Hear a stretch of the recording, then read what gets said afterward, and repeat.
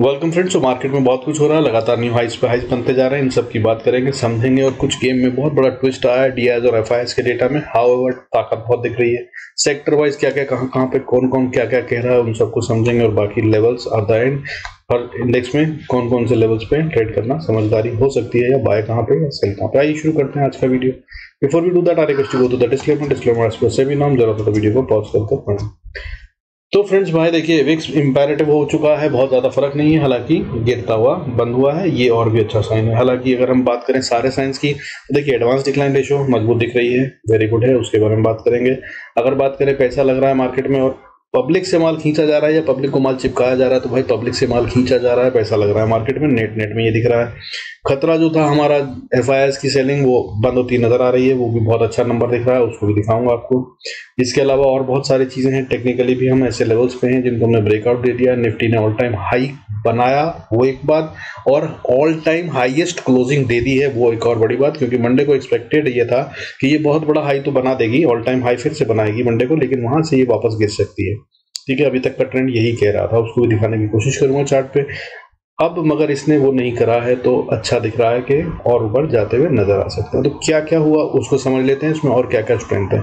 Nifty देखिए 25,235 पे close हुआ है, 83 पॉइंट्स का गेन लेके बंद हुआ है, 0.33% बनता है। और उससे बड़ी बात, इसने रेंज स्क्वीज करी है आज 68 पॉइंट या 69 पॉइंट्स की बीच में कह लीजिए गेम रखी। इसने अपना जो लो मारा, इसने 25,199 का मारा, और 25,268 का हाई मारा, और उसके काफी नजदीक 235 पे क्लोज हो गई, यानी कि हाई के पास बंद हो रही है, लो से काफी ऊपर है, तो दमदार ही है। ठीक है, और गैप अप हुआ था, उसको सस्टेन कर लिया, that is very important point. अब बात करते हैं इसके अलावा एडवांस डिक्लाइन रेशियो। भाई सेंसेक्स में ग्रीन में बंद होने वाले शेयर 1366 थे, कंपेयर टू गिरने वाले शेयर 985, और वो भी बढ़ती हुई गिनती में ग्रीन शेयरों की गिनती थर्सडे को 715 थी, जो बढ़कर अब 1366 हो गई है। गिरने वाले शेयरों की गिनती ऑब्वियसली खासी गिर गई है, जो कि 1647 थी, 985 हो गई है। सो पैसा लग रहा है। पैसा कौन लगा रहा है इसकी बात करेंगे, इससे पहले बैंक निफ्टी को भी देख लेते हैं। 51,351 पे क्लोज हुआ है, 198 पॉइंट्स का गेन है, 0.39% बनता है, मगर रेंज इसकी भी छोटी है, 210। भाई ये बहुत टाइम से गेम बना रहा है और ये ऊपर की तरफ जाने को तैयार हो रहा है, ऐसा दिख रहा है। क्यों बोल रहा हूँ, टेक्निकली भाई सब कुछ अभी कहीं से स्ट्रेंथ के साइन नहीं दिख रहे हैं, हालांकि मतलब ये नहीं दिखा रहा कि ऊपर है। स्ट्रेंथ के साइन जो है वो बताऊंगा आपको। डेटा नेगेटिव बना हुआ है ऑप्शन चेन का, लेकिन भाई अगर फॉल आना होता है ना, तो इतनी देर वेट नहीं करता। फॉल में क्या करना होता है, माल बेचना होता है, अपनी जेब में पड़ा, उठाया, फेंका, सिर्फ सेल का ऑर्डर लगाना। ठीक है, लेकिन जब बढ़ना होता है तो पैसा लगाना होता है, और उसमें प्लानिंग चाहिए होती है, राइट एंट्री प्लेस चाहिए होता है, बहुत कुछ होता है जब when buy has to happen. So this is what it is waiting for probably. Otherwise ये अब तक पिछले हफ्ते पूरे हफ्ते यार 51,000 को खेलता आया, तोड़ा नहीं, कभी का तोड़ देता, एक एक दिन के अंदर 1200, 2000, 1500, 2000 पॉइंट का गेम ऐसे कर देता है, लेकिन नहीं करा। तो सेल अगर आना होता ना, तो मेरी समझ से आ गया होता, बट ये सिर्फ स्पेक्यूलेशन है। ठीक है ना, ये एक्सपेक्टेशन है। डेटा क्या कह रहा है उसकी हम बात करेंगे। तो इसने भी क्या करा, रेंज छोटी कर दी, 210 पॉइंट लो मारा था इसने, 51,256, 256 का। हाई की बात करो तो 466 का, 466। सो रेंज इसकी भी छोटी हो रही है, गेम करेगा। और मंडे और ट्यूसडे भाई बड़ा गेम होता है, और अगर मंडे नहीं होना तो ट्यूसडे को बड़ा गेम होगा। अभी तक का रिकॉर्ड होता जा रहा है, पिछले हफ्ते भी ट्यूसडे को बताया था, आज भी ऐसे ही लग रहा है कि हो सकता है ये वही गेम करे। ठीक है, हालांकि नया मंथ शुरू हो गया है और ये नहीं बढ़ा है, तो हो सकता है ये उससे पहले अगर बढ़ना है तो तेजी से बढ़ता हुआ नजर आ जाए, और दोनों दिन बढ़ता रहे, नजर रखिएगा। अब इसके बाद अगर बात करें, जो मैं बोल रहा था एफआईएस और डीएस की, तो भाई कहानी सुन लीजिए। उसमें देखिए हमने 1 अगस्त को पहले क्या करा था, 25,000 को फर्स्ट टाइम पार करा था, ऑल टाइम हाई बनाया था, क्लोजिंग दी थी 1 अगस्त को 25,000 के ऊपर पहली बार।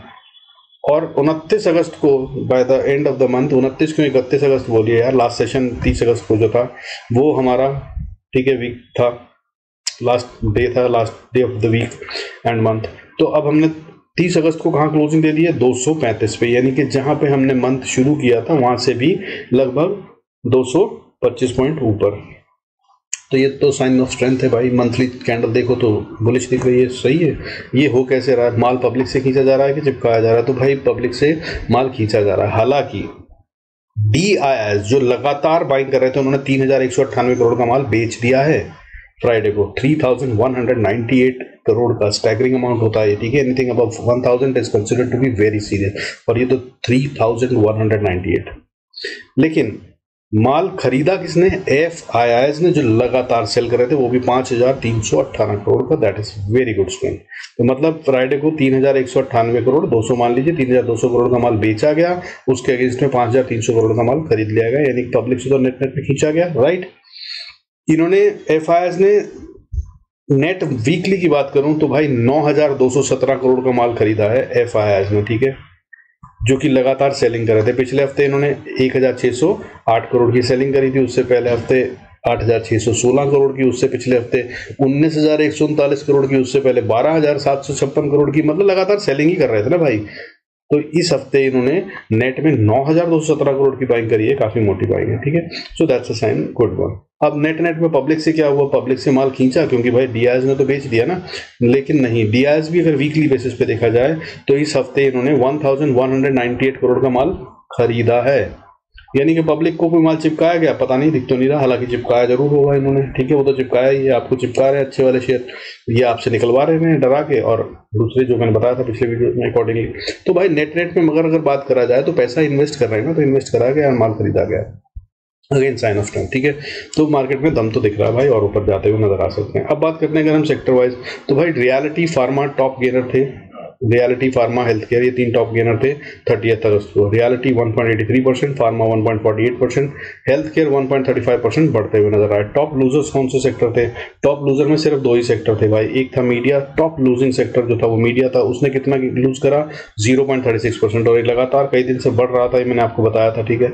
FMCG नेक्स्ट लूजिंग सेक्टर था, 0.16% गिरकर बंद हुआ है। इसके अलावा कोई भी सेक्टर रेट में बंद नहीं हुआ है, और ये दोनों सेक्टर भाई मजबूत हैं, कभी भी चलते नजर आ सकते हैं, और ना भी चलें तो बहुत बड़ा इंपैक्ट इनका मार्केट पे नहीं होता। मार्केट पे इंपैक्ट डालने वाले सेक्टर ग्रीन में थे, कौन से हैं वो? IT, बैंक, ठीक है, इनका बहुत बड़ा इंपैक्ट होता है, क्योंकि इनका कंट्रीब्यूशन है निफ्टी 50 बहुत ज्यादा है। तो दोनों ग्रीन में बंद हुए हैं, अच्छे से हुआ। IT 0.46% बंद हुआ है ऊपर, और बैंक्स की बात करो तो बैंक्स भी मैंने बात करी 0.39% बढ़कर बंद हुआ है। और उसमें और अच्छी बात क्या है भाई, प्राइवेट बैंक और PSU बैंक दोनों साथ में थे और ग्रीन बंद हुए हैं, और परसेंटेज में भी प्राइवेट बैंक 0.31% और PSU बैंक 0.30% बढ़ते हुए नजर आए, यानी कि दोनों की चाल बहुत मिली जुली चल रही है। और मैंने आपको बताया था, एक ही गाड़ी के 2 पहिए अलग अलग डायरेक्शन में जब चलते हैं तो खतरनाक होता है। बहुत टाइम से ये चल रहा था, लेकिन आज दोनों पहिए एक साथ एक ही डायरेक्शन में हैं, और वो भी सेम रफ्तार से। So that's a good sign. बाकी भाई इसके अलावा इनके चार्ट्स क्या कह रहे हैं, तो अगर हम बात करें चार्ट्स की, तो चार्ट्स में सबसे पहले जो इंपैक्ट डाल सकते हैं मार्केट में, उनको देख लेते हैं। देखिए मिड कैप निफ्टी दमदार सा नजर आ रहा है, अभी भी उसकी बात हम कर लेंगे, हम करते ही, ठीक है। इसके तो लेवल्स दूंगा आपको।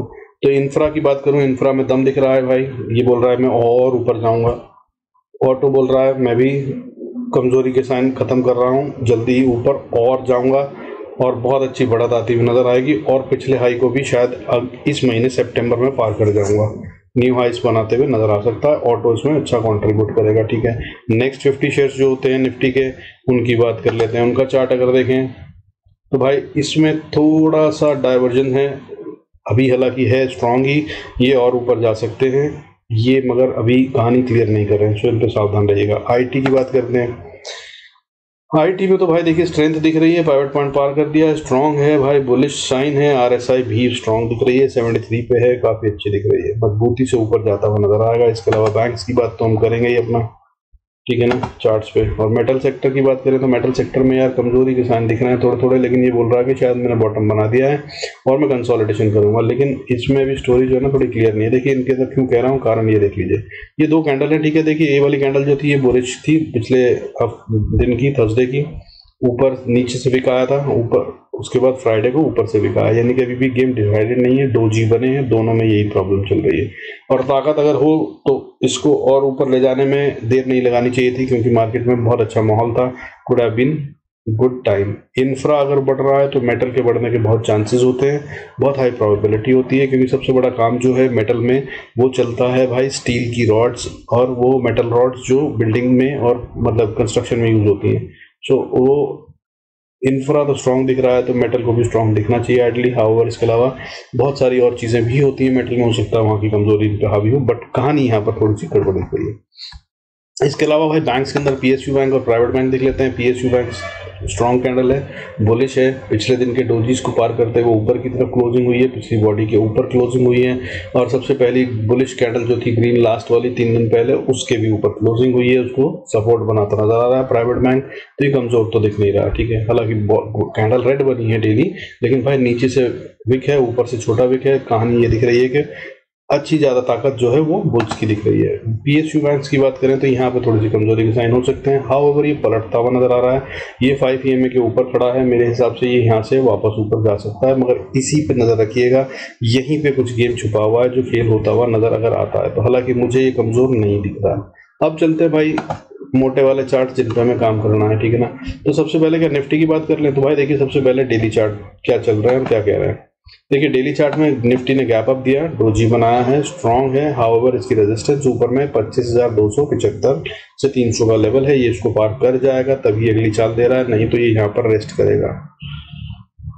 बैंक निफ्टी की बात करें तो बाकी लेवल्स में बताऊंगा ट्रेड के लिए, ठीक है। डेली कैंडल इसने भी वैसा ही डोजी बनाया है, गैप अप दिया है, पिछली कैंडल्स के ऊपर मैंने आपको दिखा दिया, जैसा कि प्राइवेट बैंक और पीएसयू। इसमें एचडीएफसी पे नजर रखिएगा, आईसीआईसीआई पे नजर रखिएगा और एसबीआई पे। ये तीन, एसबीआई, एचडीएफसी, आईसीआईसीआई, ये 3 बैंक जो हैं खेल करते हुए नजर आएंगे। अगर ये तीनों के तीनों बढ़ना शुरू हो जाते हैं तो ये इसको ऊपर ले जाएंगे।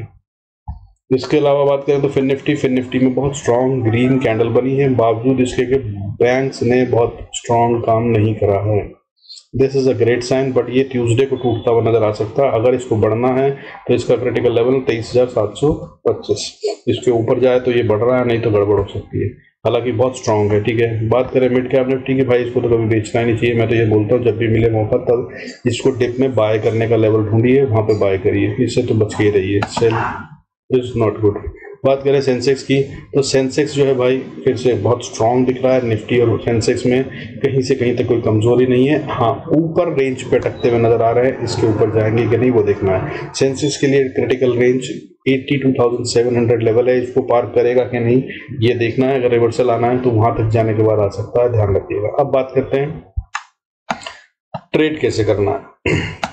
अगर आप पोजीशन बनाते हैं तो कहाँ कहाँ पे कौन कौन सी रेजिस्टेंस और कौन कौन सी सपोर्ट।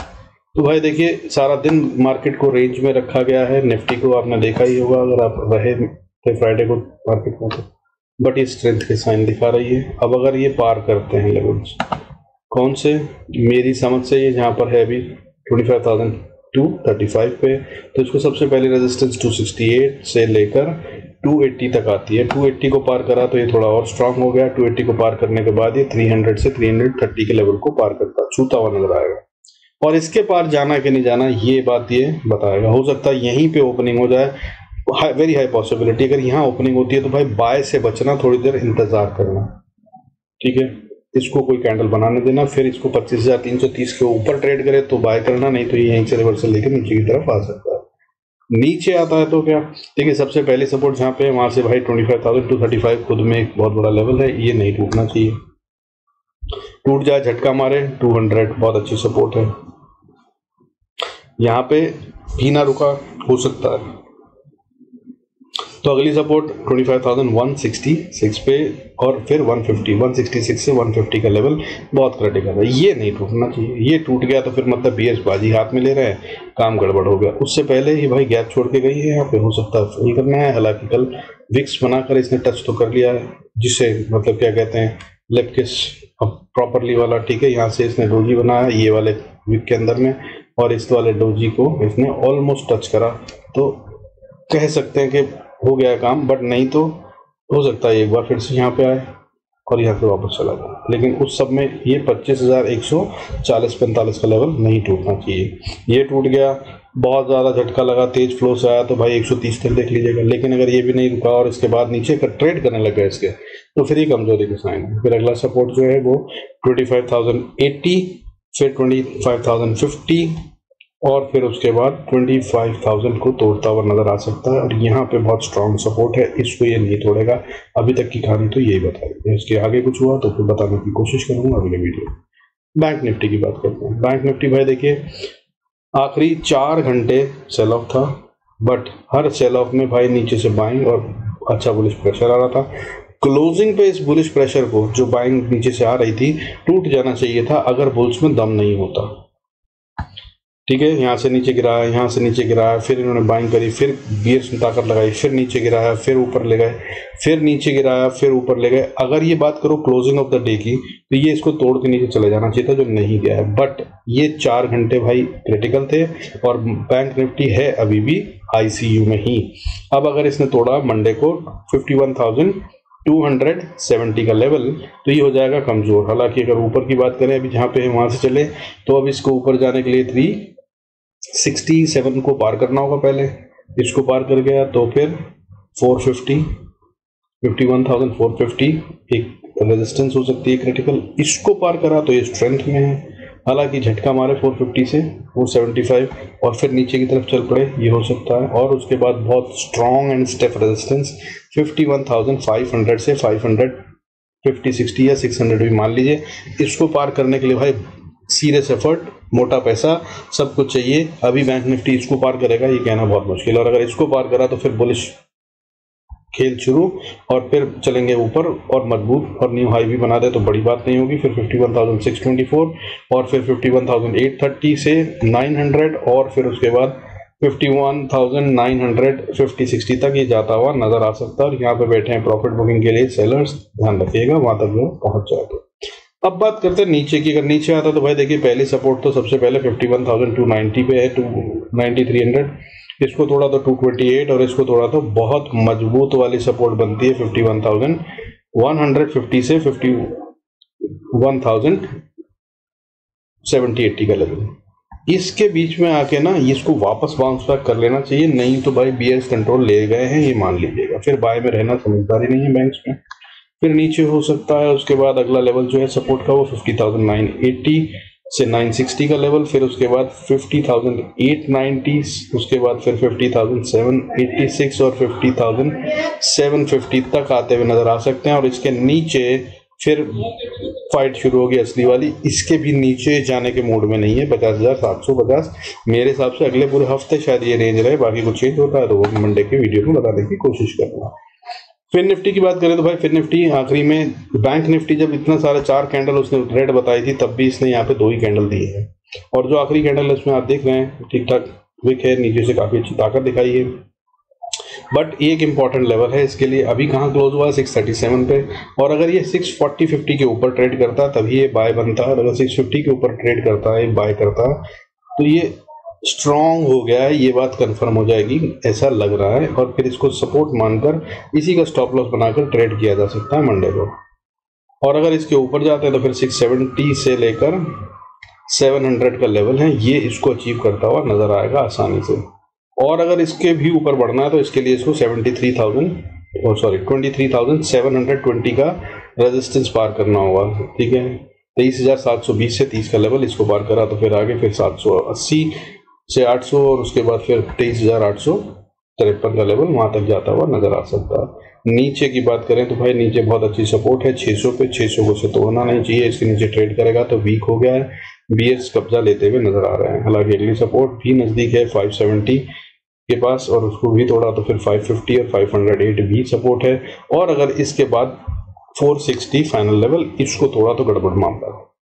हालांकि उसके बाद झटका मारे विक बनाए तो वो 400 का लेवल है, इसके नीचे नहीं जाना चाहिए, इसके नीचे ट्रेड भी नहीं करना चाहिए। कर दिया तो फिर काम गड़बड़। और नीचे की तरफ में फिर 23,270 और फिर उसके बाद 23,130 से 100 का लेवल और फिर उसके बाद 2350 और उसके बाद फिर 22,900 और 22,817 और उसके बाद 22,670 और 22,420। यहाँ तक के लिए ये ओपन हो जाएगा 1000 पॉइंट अगले हफ्ते के लिए पूरे बता रहा हूँ। ठीक है, मिड कैप निफ्टी भाई बेहतर है कि बाय का ही ट्रेड ढूंढने तो अच्छा है। अभी ये बाय में ही है। अगर हम बात करें तो स्ट्रांग है, काफी अच्छा बियरिश प्रेशर था, ऊपर से नीचे धक्का दिया गया। लेकिन जब तक अब ये 13,160 के ऊपर है तब तक इसको सेल की तो सोचेगा नहीं। वैसे भी मैं बोलता हूँ इसको सेल के ट्रेड से बचना ही समझदारी है। हाउएवर अगर इसके ऊपर जाता तो पहली रेजिस्टेंस 180 पे आती है, फिर दूसरी रेजिस्टेंस 180 से 190 पे, फिर दूसरी रेजिस्टेंस आती है 13,250। क्या कह रहा हूँ इसका मतलब, जहां 13,200 के ऊपर बैठ जाए ये ट्रेड करने लगे तो भाई छोटा सा स्टॉप लॉस उसको करिए ट्रेन शुरू और राइड करिए जितना कर सकते हैं। बीच बीच में झटके तो आएंगे ऊपर नीचे के, लेकिन टारगेट जो अगला बनता है वो 13,250 से 60 का बनता है, और अगर इसको पार करा तो 13,360 ये है नेक्स्ट लेवल्स हाउएवर, और ये कभी भी जा सकता है भाई, इसमें कमजोरी नहीं है। रिट्रेसमेंट छोटी छोटी आ रही है, करेक्शन नहीं आ रही है, अगर करेक्शन आई तो बहुत बड़ी हो सकती है, बट वो कब आएगी पता नहीं। अभी तो फिलहाल भाई सब जगह बाइंग ही दिख रही है, हालांकि टीवी में सब जगह बताया जा रहा है mid cap small cap, but भाई यहाँ पर नहीं दिख रहा है, ये इंडेक्स तो ऊपर ही जाता दिख रहा है। अब बात करें नीचे की, अगर सपोर्ट की बात करें, अगर गिरने भी लगे तो तैयार रहना चाहिए 150 सपोर्ट पहली। उसके बाद भाई जहाँ बायर्स बैठे हैं वो रेंज बनती है 13,130 से लेकर 100 का लेवल है, यहाँ तक ये आए और फिर जंप मार जाए तो बहुत अच्छा, नहीं तो भाई ये फिर गैप फिल करने आ रहा है, फिर ये इसकी अगला सपोर्ट जो आता है वो 13,070 से 90 के बीच में यहाँ तक ही आ जाएगा। और अगर यहाँ से रिवर्सल लेके ऊपर जाता है तो बहुत हेल्दी है, फिर भी ठीक है, लेकिन अगर यहाँ से नीचे आता है तो फिर ये मामला गड़बड़ है, तब अटैक ऑन बियर्स बुल्स हो गया है, बियर्स ताकतवर हो गए हैं।